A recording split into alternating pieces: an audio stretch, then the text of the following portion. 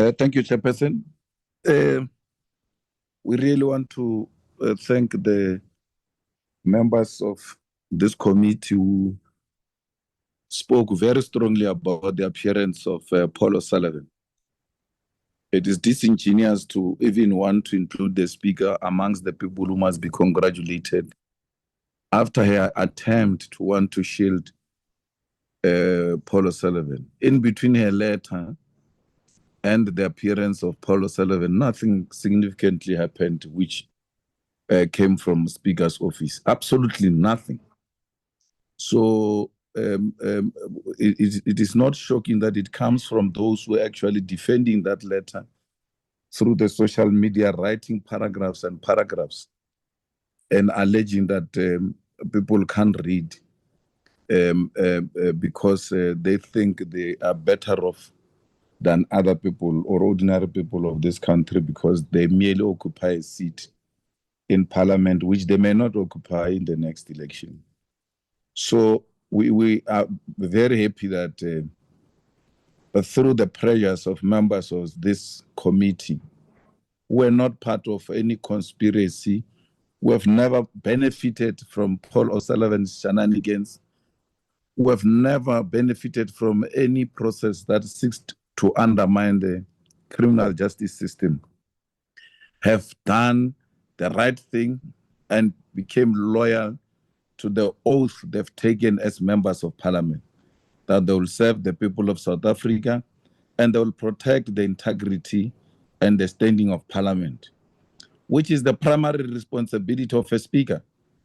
But for a speaker to participate in a process that seeks to undermine the authority of this parliament, she must be ashamed and she'll go down as being a speaker that collapsed the integrity of parliament in defense of potential criminals who wanted to undermine this parliament. And we said, not under our watch, never. And it happened exactly as we said, that we are not going to allow this nonsensical thing to happen under our watch as members of parliament.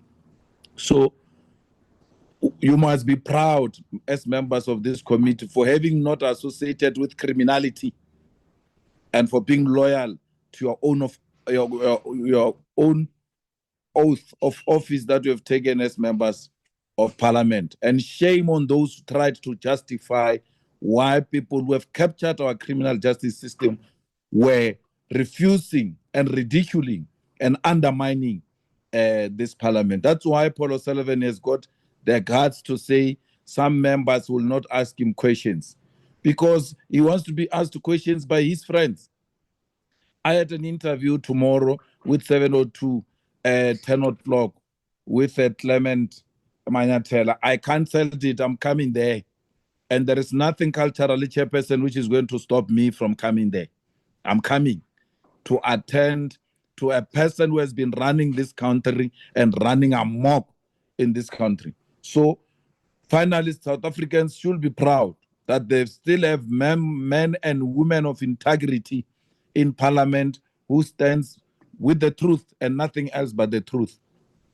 Chair, we are going to propose the extension of this committee for as long as there is an outstanding concrete issues that will bring us to the bottom of the capture of this criminal justice system. We're not going to be told here that we can't be postponing, open-ended. Who said once an open-ended? There's no open-ended. Our term of office ends after 5 years. It's not open-ended. It's 5 years. So whatever is going to take us to bring back the integrity of our criminal justice system, we are going to do everything in our power to make sure that we execute this responsibility without being blackmailed of a time frame and open-ended. So we are not going to be blackmailed. We support that this committee must be postponed and must be extended, and the critical people who must be called, they need to be called.